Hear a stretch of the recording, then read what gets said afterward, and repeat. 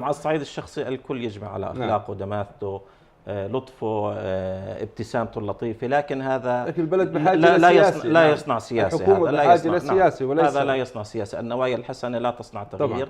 هنا يجب أن يكون هناك قرارات حاسمة. حكومة الدكتور رزاز كان أمامها فرص ذهبية لاكتساب ثقة الشارع الأردني.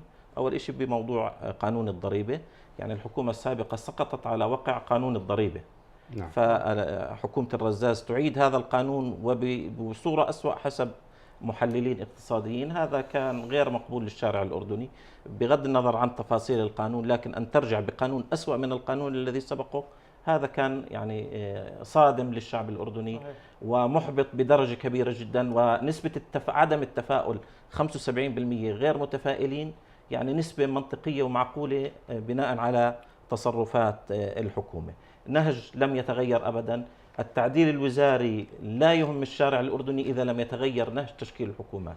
هذه الحكومة يعني كانت في غرفة الإنعاش من ساعة تشكيلها، لأن تشكيلها كانت أكبر صدمة للشارع الأردني بعد سقوط حكومة الدكتور الملقي. تفاءلنا بشخصية الرئيس أنه سيحضر طاقم وزاري على قدر المسؤولية، يتحمل مسؤولياته بدرجة كبيرة جدا، لكن كانت التشكيلة صادمة للجميع. حتى من أقرب المقربين للدولة ومن أنصار الدولة كانت التشكيلة صادمة وغير منطقية وغير مبررة. نعم، يعني دكتور وليد، يعني كما برز من يعني لو